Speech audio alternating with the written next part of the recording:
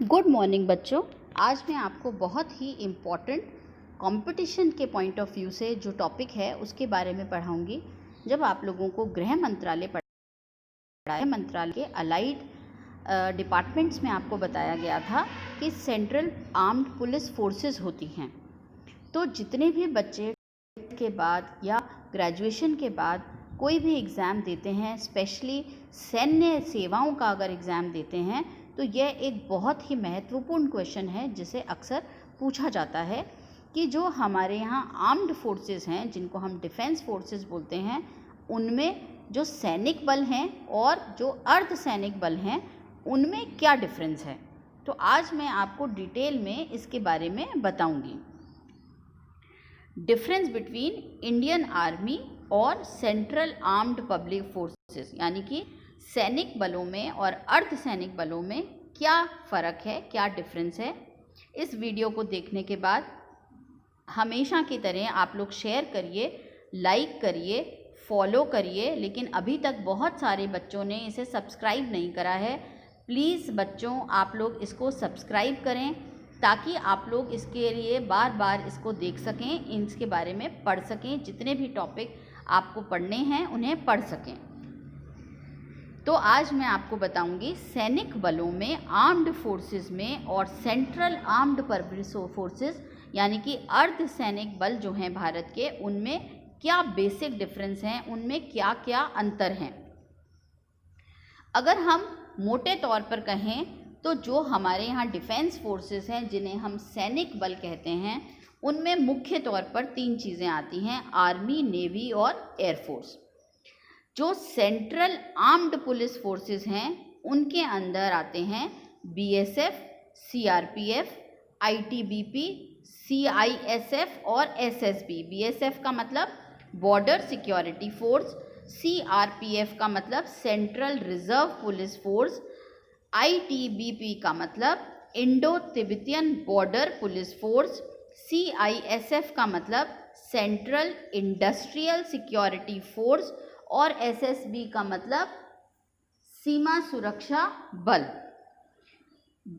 जो paramilitary forces हैं इनके अंदर कोस्ट गार्ड आते हैं।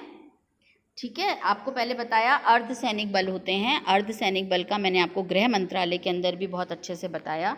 तो अर्ध सैनिक बल जो हैं उनको हमने 2011 में अलग अलग में बाइफरकेट कर दिया। कैसे कि सेंट्रल आर्म्ड पुलिस फोर्सेस को अलग कर दिया, जिन्हें मैंने आपको बताया बीएसएफ, सीआरपीएफ, आईटीबीपी, सीआईएसएफ और एसएसबी हुआ। फिर पैरामिलिट्री फोर्सेस जो हैं उनको हमने तीन में रखा। कौन कौन से? कोस्ट गार्ड, असम राइफल्स और स्पेशल फ्रंटियर फोर्स। जो स्पेशल फ्रंटियर फोर्सेस हैं इनको हमने दो में डिवाइड करा, जिसके अंदर आते हैं नेशनल सिक्योरिटी गार्ड्स और आरआर। ये दो सर्विसेज हैं जो स्पेशल फ्रंटियर फोर्स में आती हैं। डिटेल में किसके अंदर क्या क्या आता है, क्या क्या उनके कार्य होते हैं, यह मैं आपको अभी बताऊंगी। तो इंडियन आर्मी के अंदर आपको मैंने बताया तीन तरीके की फोर्सेस आते हैं। सैनिक के अंदर, सैनिक बलों के अंदर या डिफेंस फोर्सेस में, जो आप सब लोग जानते हैं, आर्मी आती है, जिसका थल सेना का मतलब होता है जितने भी हमारे देश में भूमि से रिलेटेड कार्य होते हैं वह आर्मी करती है। एयरफोर्स का मतलब ऊपर से जितनी भी लड़ाइयाँ या ऊपर से हवा में जो भी हमारे को अपनी देश की सुरक्षा के लिए करना होता है वह करती है। और पानी से रिलेटेड जितने भी हमारे बॉर्डर्स हैं, जितनी भी सीमाएं हैं, पानी से रिलेटेड जो सुरक्षा का काम है, लड़ाई का काम है, वह नेवी करती है। मिलिट्री फोर्स के अंदर इंडियन आर्मी आती है, इंडियन नेवी आती है और इंडियन एयरफोर्स आती है। अब इनके बारे में हम पढ़ेंगे। तीनों के तीनों आर्म्ड फोर्सेस या डिफेंस फोर्सेस जिनको हम बोलते हैं, उनका सुप्रीम कमांडर हमारे संविधान के हिसाब से प्रेसिडेंट ऑफ इंडिया है, इंडिया के राष्ट्रपति हैं। यह तीनों आर्म्ड फोर्सेस गृह मंत्रालय के अंदर नहीं, मिनिस्ट्री ऑफ डिफेंस के अंदर आती हैं। इसके अंदर आती हैं, मिनिस्ट्री ऑफ डिफेंस के अंदर आती हैं आर्म्ड फोर्सेस। इनका जो नेता है या जो इनका मुखिया है, जो चीफ है, वो फोर्स के अंदर से ही शीर्षस्थ या मुख्य व्यक्ति होता है जो 4 स्टार के जनरल के रैंक का होता है। कौन सा व्यक्ति होता है? इनका नेता यानी कि जो शीर्ष स्थान पर आर्मी में, नेवी में और एयरफोर्स में जो व्यक्ति स्थित होता है वह 4 स्टार प्राप्त किया हुआ जनरल रैंक का व्यक्ति होता है। प्रेसिडेंट ऑफ इंडिया, मैंने आपको पहले भी बताया, प्रेसिडेंट ऑफ इंडिया जो है वो हमारे इंडियन आर्म्ड फोर्सेस के सुप्रीम कमांडर हैं। जितनी भी आर्म्ड फोर्सेस हैं वह किसके अंडर आती हैं? मिनिस्ट्री ऑफ डिफेंस के। और मिनिस्ट्री ऑफ डिफेंस जो है उसका शीर्षस्थ नेता या शीर्षस्थ व्यक्ति है वो हमारे देश का राष्ट्रपति है। अब इसके ऑपरेशनल स्ट्रक्चर यानी कि क्रिया कैसे करता है, कार्य प्रणाली कैसे की जाती है, उसके बारे में आपको बताऊंगी। जितनी भी हमारी आर्म्ड फोर्सेस हैं यानी कि आर्मी, नेवी और एयरफोर्स, इनका सबसे मुख्य काम है बॉर्डर्स की रक्षा करना, देश की रक्षा करना, चाहे वो हमारे ज़मीन से जुड़े बॉर्डर्स हों, चाहे हमारे पानी से जुड़े बॉर्डर हों, चाहे हमारे आकाश से जुड़े बॉर्डर हों। तो protecting borders of a country from the external threat. External threat का मतलब बाहर से अगर हमारे पे कोई आक्रमण करे या अंदर से हमारी कंट्री के अंदर कोई टेररिस्ट आ जाएं तो उनके बारे में देखना भी इन्हीं का काम है। इनकी रिपोर्टिंग, जितनी भी आर्म्ड फोर्सेस हैं इनकी रिपोर्टिंग किसको होगी? मिनिस्ट्री ऑफ डिफेंस को। और इनका हेड कौन होगा? मैंने आपको बताया 4 स्टार प्राप्त किया हुआ इन्हीं के सर्विसेज में से जनरल रैंक का व्यक्ति यानी कि आर्मी का हेड या जो मुखिया है वह आर्मी का व्यक्ति होगा, नेवी के अंदर नेवी का शीर्षस्थ व्यक्ति होगा, ऐसे ही एयरफोर्स के अंदर एयरफोर्स में से चुना गया उनका हेड होगा। अब क्या क्या जिम्मेवारियां आर्म्ड फोर्सेस की हैं? सबसे पहले जो हमारे प्रीएम्बल में प्रस्तावना में लिखा है कि हमारी देश की अखंडता को बनाए रखना, सॉवरेनिटी ऑफ आवर कंट्री यानी कि territorial integrity of the land, यानी कि हमारे देश की जो जो भी सुरक्षा सीमाएं हैं उन सब का ध्यान रखना। जो हमारे देश के ऊपर जो हमारी एरियल यानी कि जो हवा की हमारी इंटरनेशनल बाउंड्री है उसको देखना, और मैरीटाइम बाउंड्रीज का मतलब पानी की जो हमारी बाउंड्रीज हैं उनकी सुरक्षा करना। फिर उसके बाद अगर हमारे को कहीं से भी किसी भी तरह के हमले का अंदेशा हो उसको न्यूट्रलाइज करना, उसको खारिज करना। जैसे चाइना से हमारे को अभी ऐसा लग रहा है कि चाइना वॉर की तैयारी कर रहा है, तो हमने भी अपने इंटरनेशनल चाइना और इंडिया से जुड़ी हुई सीमाओं पर अपनी तैनाती करनी शुरू कर दी है ताकि हमारे देश की अखंडता जो है वह कायम रहे। अगर कभी वॉर की स्थिति आ जाए यानी कि युद्ध की स्थिति आ जाए तो युद्ध की स्थिति से निपटने का काम भी हमारे देश का बल, हमारे देश की आर्म्ड फोर्सेस जो हैं वो करती हैं। इंडियन आर्मी जो है वो अपनी लाइन ऑफ कंट्रोल, किसी भी अंतर्राष्ट्रीय सीमा से जुड़ी हुई जो भी लाइन होती है यानी कि जैसे भारत और पाकिस्तान के बीच में जितनी भी बाउंड्री हमारी उनसे जुड़ी हुई है उसे बोलते हैं लाइन ऑफ कंट्रोल।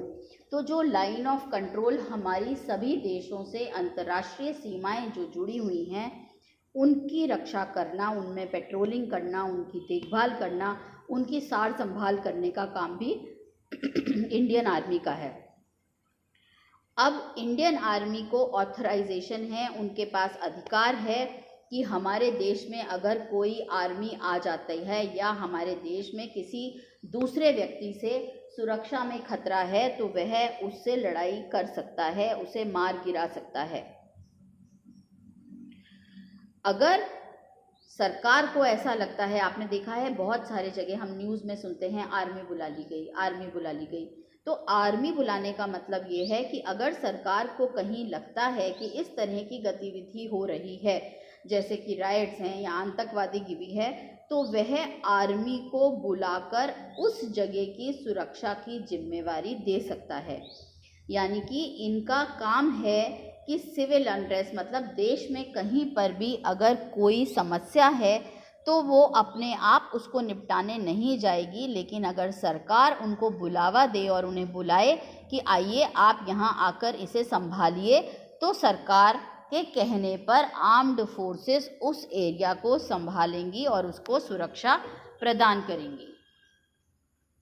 अब हम आते हैं सेंट्रल आर्म्ड पुलिस फोर्स पे। सेंट्रल आर्म्ड पुलिस फोर्स के बारे में मैं आपको पहले वीडियो में विस्तार से समझा चुकी हूँ, इसलिए मैं आपको यहाँ पर सिर्फ उनके छोटे छोटे शॉर्ट में आपको उनके कार्य के बारे में समझाऊंगी। तो सेंट्रल आर्म्ड पुलिस फोर्सेस में हमारे यहाँ है बीएसएफ। बीएसएफ को बोलते हैं बॉर्डर सिक्योरिटी फोर्स। फिर है सीआरपीएफ। सीआरपीएफ को बोलते हैं केंद्रीय रिजर्व पुलिस फोर्स। सीआईएसएफ को बोलते हैं केंद्रीय औद्योगिक सुरक्षा बल। फिर आईटीबीपी जो इंडो तिब्बतियन बॉर्डर को देखता है, और फिर आखिरी में है सीमा सुरक्षा बल। 7 केंद्रीय अर्धसैनिक बल हैं, ये मैंने आपको पुराने भी वीडियो में बताया, जिसमें से मैंने आपको बताया एनएसजी जो है उसको स्पेशल फ्रंटियर फोर्स में 2011 में डाल दिया गया, और एआर जो असम राइफल्स हैं इसको पैरामिलिट्री फोर्सेस में। अब इनका ऑपरेशनल स्ट्रक्चर क्या होता है, इनकी रिपोर्टिंग जो है सेंट्रल आर्म्ड पुलिस फोर्सेस की reporting ministry of home affairs को होती है। इनका काम होता है प्रोटेक्शन ऑफ रिसोर्सेज, यानी कि जितने भी हमारे देश में संसाधन हैं उन्हें प्रोटेक्ट करना। असम राइफल्स का काम है नॉर्थ ईस्ट को देखना। दूसरों का काम है कि अगर कहीं पर भी रायट्स हो रहे हैं उसको देखना, जो हमारे एयरपोर्ट्स हैं उनको देखना, उद्योग हैं उनको देखना, और कहीं पर भी कोई वायलेंस का काम हो, आतंकवादी काम हो या रायट्स हुए हैं उनको देखना। इनकी रिपोर्टिंग या इनकी जो जिम्मेवारी है वो मिनिस्ट्री ऑफ होम अफेयर्स के तरफ है, और इनके जो हेड या जो मुखिया होता है वो डायरेक्टर जनरल की रैंक का, यानी कि आईएएस पुलिस ऑफिसर होता है जो डायरेक्टर जनरल की रैंक का हो। सेंट्रल आर्म्ड पुलिस फोर्सेस आपको मैंने फिर से बता दूं, it is referred to as paramilitary forces. They play an important role in border security और इंटरनल सिक्योरिटी। बॉर्डर की रक्षा करता है बीएसएफ, और इंटरनल सिक्योरिटी में हमारे उद्योगों की, एयरपोर्ट की, रायट्स की, असम की, नॉर्थ ईस्ट के एरिया की, इन सब की देखभाल डिफेंस के साथ मिलकर यह सेंट्रल आर्म्ड पुलिस फोर्सेस करती हैं। अब हमारे देश में जब बाइफरकेशन हुआ, मैंने आपको बताया पैरामिलिट्री फोर्सेस में 3 इम्पॉर्टेंट फोर्सेस को रखा गया, जिनको हम अर्धसैनिक बल पहले बोलते थे कि 7 अर्धसैनिक बल हैं, उनमें से असम राइफल्स को निकालकर इधर कर दिया गया। क्या नाम दिए गए इनको? Assam rifles, Indian coast guard और स्पेशल फ्रंटियर फोर्स। डेफिनेशन से अर्धसैनिक बल की ये समझ में आता है कि paramilitary forces are those which are patterned on the lines of military and officered by regular military officers on deputation. अब इसके अंदर सबसे महत्वपूर्ण बात है, मैंने आपको बताया सेंट्रल आर्म्ड पुलिस फोर्सेस के अंदर आईएएस रैंक के अधिकारी जो हैं, जो उसकी मेजर जनरल की रैंक के हैं, वह उसके हेड होते हैं। पैरामिलिट्री फोर्सेस में दूसरी चीज़ सामने आई कि पैरामिलिट्री फोर्सेस में मिलिट्री फोर्स के जो ऑफिसर्स हैं वो डेपुटेशन पे, प्रतिनियुक्ति पे इन डिपार्टमेंट्स को संभालते हैं, जैसे Assam rifles, Indian coast guard और स्पेशल फ्रंटियर फोर्स। ये क्या क्या हैं और क्या क्या काम करते हैं, इनके बारे में मैं आपको बताऊंगी। इनका सबसे पहले हम कार्य प्रणाली के बारे में बात करेंगे। इनका कार्य प्रणाली का काम वही है जो मैंने आपको अर्धसैनिक बलों की जो 5 हमने सेंट्रल आर्म्ड पुलिस फोर्सेस देखे, उन्हीं के काम के लाइन ऑफ एक्शन पे ये चलते हैं। कैसे, इनका क्या क्या काम है? इंटरनल थ्रेट, यानी कि हमारे एयरपोर्ट्स की सुरक्षा, उद्योगों की सुरक्षा, इनको ये करनी है। कहीं पर आतंकवादी कोई गतिविधि हो, कहीं पर कोई राइट्स हो, उसको वो देखते हैं। अगर हमारे यहाँ नॉर्थ ईस्ट में या असम में कोई प्रॉब्लम हो उसको देखते हैं। एथनिक वायलेंस का मतलब कहीं जातिवाद या इस तरह के कोई झगड़े होते हैं, इनको निपटाने का कार्य भी ये करते हैं। असम राइफल्स की मैंने आपको पहले भी बताया, रिपोर्टिंग है मिनिस्ट्री ऑफ होम अफेयर्स को। इंडियन कोस्ट गार्ड जो है वो मिनिस्ट्री ऑफ डिफेंस के अंडर आता है, और स्पेशल फ्रंटियर फोर्स जो है वह इंडियन इंटेलिजेंस के अंडर आता है। इन सब के हेड जो है मैंने आपको बताया वो rank of director general of police जो है, डायरेक्टर जनरल ऑफ पुलिस के रैंक का व्यक्ति जो है वो करता है। इंडियन कोस्ट गार्ड जो है, Indian coast guard was establish in 1978, और इसका मेन पर्पस जो है वो है कि हम अपनी इकोनॉमिक इंटरेस्ट के अंदर यानी कि अपनी आर्थिक गतिविधियां जो हैं और अपनी जो सीमाएं हैं, जितनी भी कोस्ट से रिलेटेड सीमाएं हैं, उनका हमें पानी से रिलेटेड जो हमारा कोस्ट है उसकी हम देखभाल रखें। यह क्या करते हैं? यह इंडियन नेवी, फिशरीज डिपार्टमेंट और कस्टम डिपार्टमेंट के साथ मिलकर या उनके साथ कोऑर्डिनेट कर कर काम कराते हैं। इनका मुख्य काम है कि जितने भी व्यक्ति कहीं इधर उधर भटक जाते हैं या डिज़ास्टर के टाइम पर या कोई तूफ़ान आने के टाइम पर इधर उधर चले जाते हैं, उन्हें बचाना, उन्हें सुरक्षा प्रदान करना, और अगर कहीं कोई संभावित तूफ़ान की या सुनामी टाइप की चीज़ की आशंका हो तो उसकी देखभाल करना या उसके बारे में बचाना। फिर आता है special frontier force. The special frontier force जो है वो एक पैरामिलिट्री फोर्स है हमारे देश में, और इसे चाइनीज़ अग्रेशन के टाइम पर बनाया गया। 1962 के अंदर इसकी स्थापना हुई और फिर इसके जो है अलग अलग नामों से इसे अलग अलग नामों से इसके अंदर इसकी क्या है, फेमस है। जैसे इस्टेब्लिशमेंट 22 एक है, विकास फोर्स एक अलग है, मैवरिक रेजिमेंट अलग है। इसके अंदर सबसे मुख्य बात जो है कि यह फोर्स जो है वो इंडियन आर्मी के लोगों के द्वारा चालित है या संचालित है, और इसके अंदर इसकी रिपोर्टिंग जो है वो केवल इंडियन इंटेलिजेंस को की जाती है। स्पेशल फ्रंटियर फोर्स जो है उसके अंदर स्पेशल प्रोटेक्शन ग्रुप आता है। स्पेशल प्रोटेक्शन ग्रुप जो है वह सुरक्षा प्रदान करता है प्राइम मिनिस्टर ऑफ इंडिया को और उसके जो फैमिली मेंबर्स हैं। यह 1948 के अंदर बना था और यह इंदिरा गांधी को सुरक्षा देने के लिए 1984 में इसकी स्थापना की गई। लेकिन 5 ही व्यक्ति केवल ऐसे हैं जिन्हें यह सुरक्षा आज तक प्रदान की गई। कौन कौन से? प्रेजेंट में हमारे जो प्रधानमंत्री हैं नरेंद्र मोदी जी, केवल उन्हें ही ये SPG स्पेशल प्रोटेक्शन ग्रुप की सिक्योरिटी जो है वह प्रदान की गई है। इससे पहले प्रधानमंत्री मनमोहन सिंह को यह दी गई, राहुल गांधी को यह दी गई, सोनिया गांधी जी को दी गई, प्रियंका गांधी जी को दी गई, और इसके अलावा किसी भी व्यक्ति को यह स्पेशल प्रोटेक्शन ग्रुप की जो सिक्योरिटी है वह नहीं प्रदान की गई। अब जो मुख्य अंतर है मैंने आपको सबका बताया कि सेंट्रल आर्म्ड फोर्सेस, जिन्हें हम सैनिक बल बोलते हैं, वह मिनिस्ट्री ऑफ डिफेंस के अंडर आते हैं और उनका नेता जो है वह अपना प्रेसिडेंट या भारत के राष्ट्रपति होते हैं। यह तीनों रक्षा मंत्रालय के अधीन हैं और भारत के राष्ट्रपति इनके सुप्रीम कमांडर होते हैं। इनका मुख्य काम बाहरी खतरों से निपटना है। इन दिनों पाकिस्तान और भारत या भारत और चीन के बीच में भी सेना मोर्चे पर है।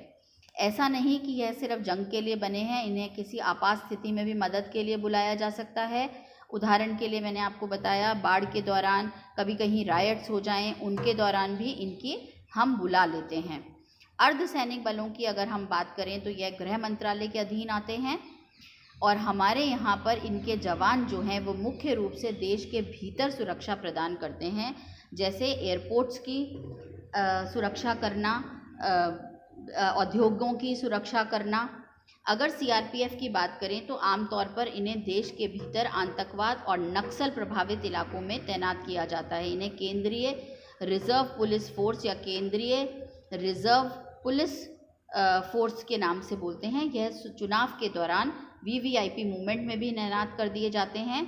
वहीं BSF यानी बॉर्डर सिक्योरिटी फोर्स को बांग्लादेश पाकिस्तान सटी सीमा पर ड्यूटी पर लगाया जाता है। BSF तब सीमा पर रहती है जब माहौल शांति का हो, लेकिन जब लड़ाई छिड़ जाए तो आर्मी उसकी कमान को संभाल लेती है। BSF यानी बॉर्डर सिक्योरिटी फोर्स को जब माहौल शांति का हो तब उस सुरक्षा के लिए कार्य करती है। जब लड़ाई के हालात या जंग जैसे हालात हो जाएं तो सेना मोर्चा संभाल लेती है। जैसे इंडो तिब्बतियन बॉर्डर पर अब सेना ने मोर्चा संभाल लिया है। इसके अलावा ITB भारत तिब्बत सीमा पुलिस के नाम से जानी जाती है। इनकी भारत तिब्बत सीमा पर तैनात होती है। वहीं असम राइफल्स को आमतौर पर असम या नॉर्थ ईस्ट के अंदर ड्यूटी देने के लिए तैनात करना पड़ता है। जबकि सशस्त्र सीमा बल जो है वो भारत नेपाल सीमा पर तैनात किया जाता है। इन सबके अलग CISF यानी कि सेंट्रल इंडस्ट्रियल सिक्योरिटी फोर्स का काम है जितने भी हमारे औद्योगिक हैं, एयरपोर्ट्स हैं, बड़े बड़े उद्योग हैं, उन सारे सरकारी उपक्रमों की सुरक्षा का जिम्मा CISF के पास होता है। अब आप लोगों को तीनों के अंदर अंतर भी समझ में आ गया होगा कि पैरामिलिट्री के अंदर क्या होता है। Assam rifles, Indian coast guard और NSG यानी कि नेशनल सिक्योरिटी प्रोवाइड करना। सेंट्रल आर्म्ड पुलिस फोर्सेस कौन सी होती हैं? जो अलग अलग जगहों पर तैनात होकर उन चीज़ों के बारे में काम करती हैं। तो इसे अगर हम ध्यान से पढ़ें तो देखिए, मिलिट्री जो है उसमें इंडियन आर्मी, नेवी, एयरफोर्स आते हैं और उसकी जवाबदेही या रिपोर्टिंग जो है वो मिनिस्ट्री ऑफ डिफेंस को होती है।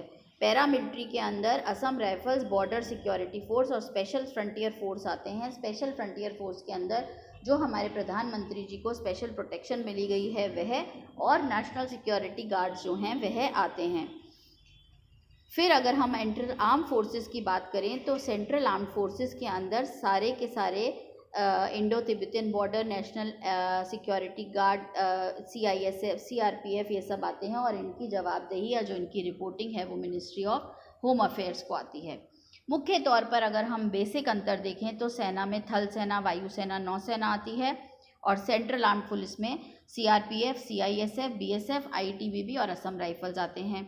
इनकी रैंक्स जो होती हैं वो होती हैं लेफ्टिनेंट, मेजर, कर्नल, ब्रिगेडियर, फिर मेजर जनरल। सबसे नीचे लेफ्टिनेंट, मेजर, फिर कर्नल, फिर ब्रिगेडियर, फिर मेजर जनरल। इनके बीच में भी होता है सेकंड लेफ्टिनेंट, कैप्टन, फिर मेजर, फिर लेफ्टिनेंट कर्नल, कर्नल, फिर मेजर जनरल, ऐसे। और अगर हम ये सेंट्रल आर्म्ड पुलिस फोर्सेस की देखें तो इनमें होता है constable, head constable, ASI, assistant commandant, DIG, IG, DG। Public administration के हिसाब से, लोक प्रशासन के पॉइंट ऑफ व्यू से इन सब डेजिग्नेशंस को देखना आपके लिए अत्यंत महत्वपूर्ण है। किसी भी इंटरव्यू में इस सवाल के बारे में आपसे पूछा जा सकता है। शहीद के बच्चों की पढ़ाई का पूरा खर्च सेना में दिया जाता है लेकिन सेंट्रल आर्म पुलिस सर्विसेज में नहीं दिया जाता। शहादत के लिए जो भी कार्य सेना में किए जाते हैं उस तरह की फैसिलिटीज़ या उस तरह की importance central arm police forces में नहीं दी जाती है। रेल और हवाई किराए में 50% की छूट सेना में दी जाती है लेकिन सेंट्रल आर्म पुलिस फोर्सेस में ऐसी सुविधा नहीं दी जाती है।